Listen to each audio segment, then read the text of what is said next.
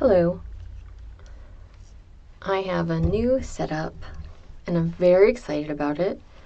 I'm not really going to do a tour of it, but suffice to say that I have a new recording studio for my house, which is a whisper room, which is a panel system of MDF and other soundproofing covered with fabric substance that you can attach other things to, like acoustic panels that you can record in, that helps to dampen or deafen outside noise and also helps to keep the noise that I'm making inside here down so that the outside world cannot hear it in the same way.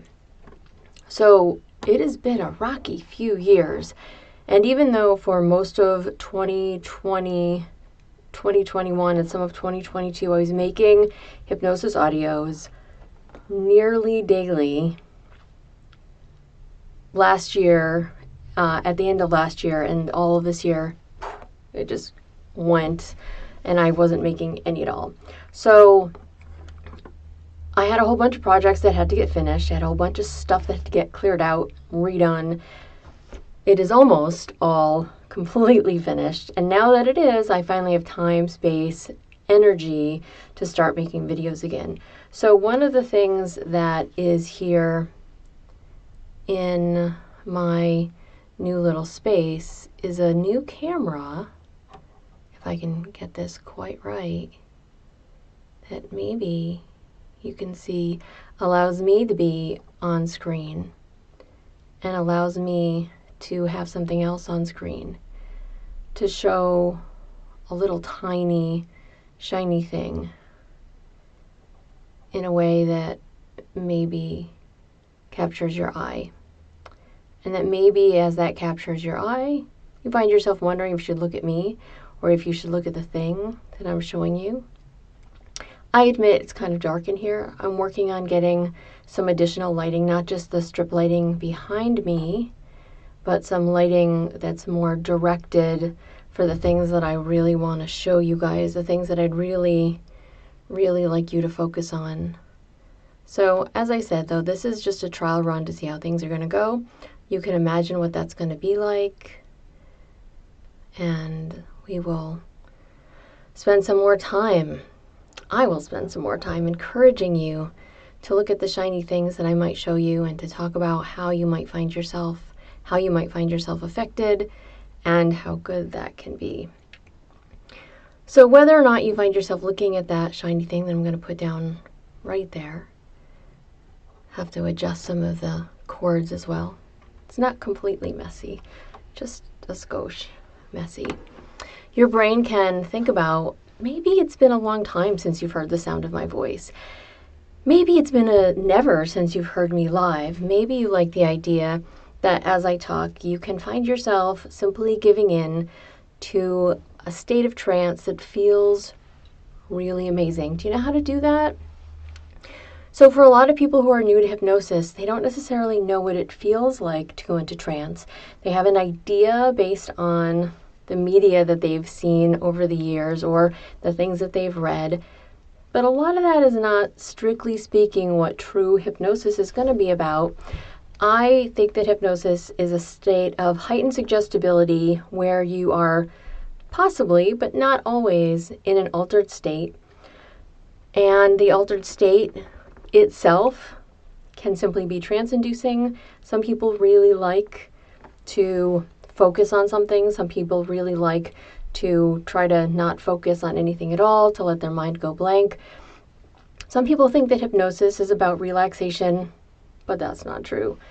The way you find yourself thinking about going into trance is going to be highly, highly subjective.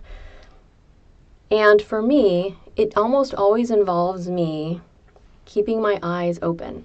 I am one of those people that would prefer to be in an active state of trance, and that active state of trance means that I'm usually staring at something.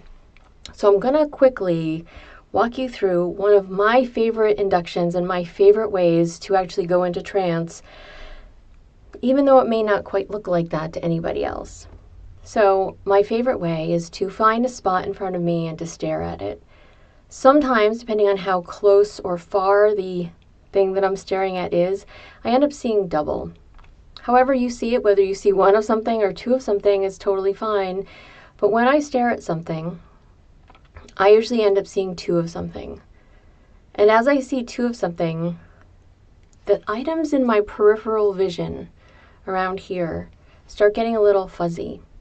Now, if you moved your hands the way I just moved my hands, you might discover that your focus on whatever it is that you're staring at changes a little bit. For example, instead of seeing two things, I see 1.5 things. But however you do it is totally, totally fine. But when I notice that my edges get a little fuzzy, at whatever it is I'm staring at, my peripheral vision gets a little fuzzy, what then usually happens for me, depending on the quality and the brightness of the light in the space that I'm in. Now, it's actually pretty bright where I am. So what I get, the first thing I usually get is like a highlighted effect, an extra bright outline around the things that are in my peripheral vision that I can sort of pay attention to. If I'm in a space where I'm farther away, for me personally, I get like a little gray or gray-green tunnel effect. So there's me, there's the thing that I'm staring at, and then there's this tunnel around it. It's kind of gray-green, and I'm aware that there are things outside that space, but for me and what I'm staring at, that's the most important thing. When I find myself in that place where I've gotten to the place where I'm staring, I'm fixated on whatever it is that I'm looking at, I notice that there's a highlighted effect around objects in my field of vision. And I see that there is, or I sense that there is, some kind of tunnel effect happening. Some cloud in the further reaches of my peripheral vision. I begin to notice that between me and the thing I'm staring at, there begins to be some sort of spatial distortion. And for me, that either means that I feel like I am moving closer or further away from something, or it is moving closer to or further away from me.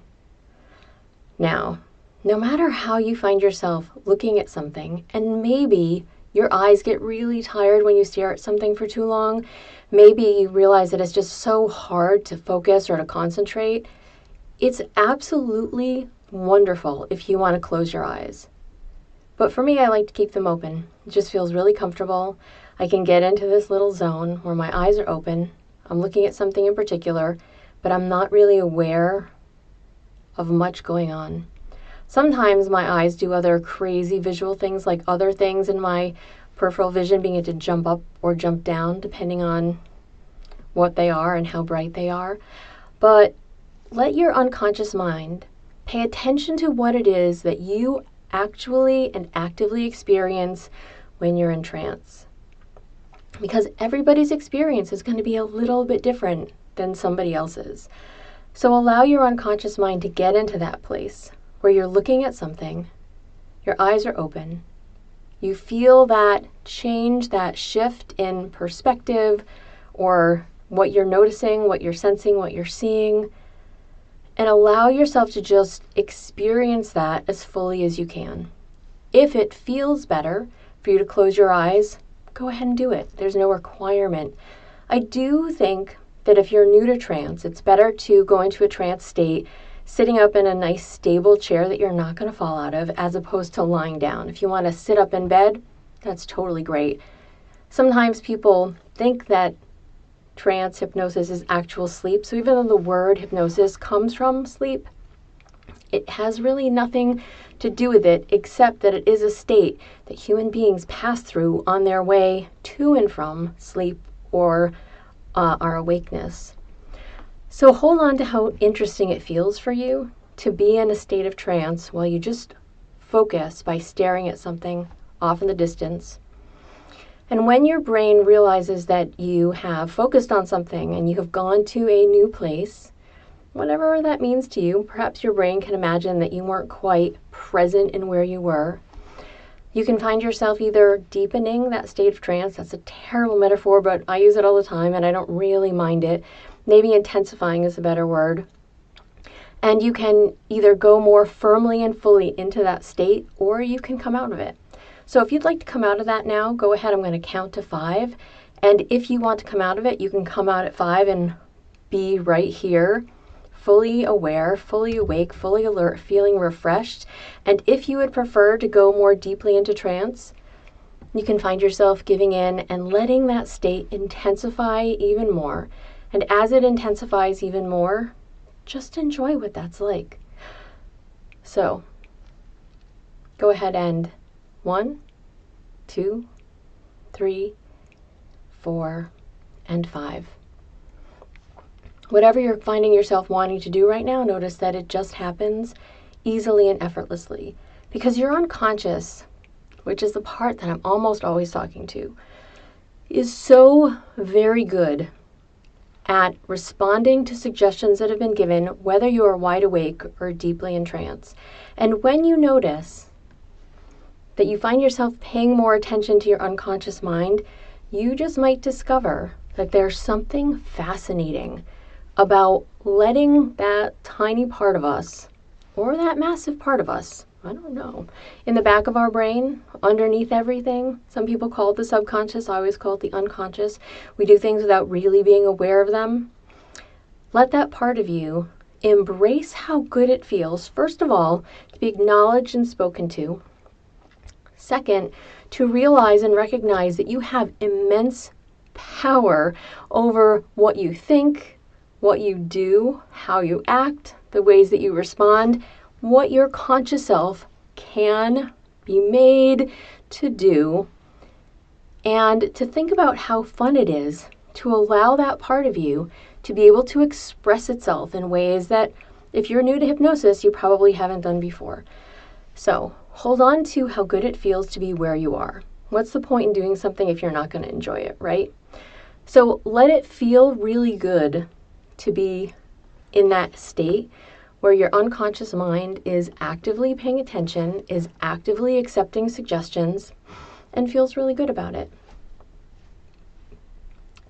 And as you let yourself do that, maybe you need a little bit of a reminder about ways in which you can feel good.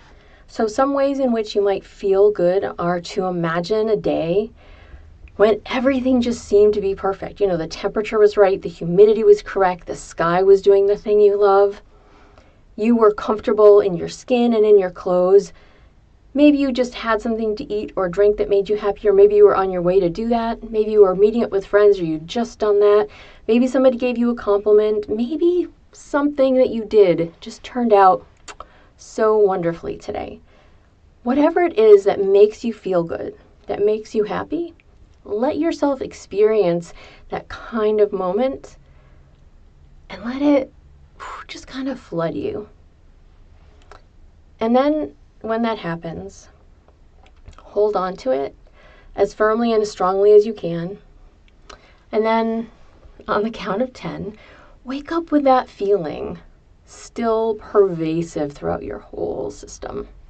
1, 2, 3, 4, 5, 6, 7, 8, 9, and 10, all the way back. So thank you for listening. I'm going to try and pop on here and do some live streams of little hypnotic trances, little hypnotic information sessions, little ways that I think might help you become an even better hypnotic subject or a hypnotist, who knows. So have a wonderful day. Thanks for listening, and I'll see you again later. Bye.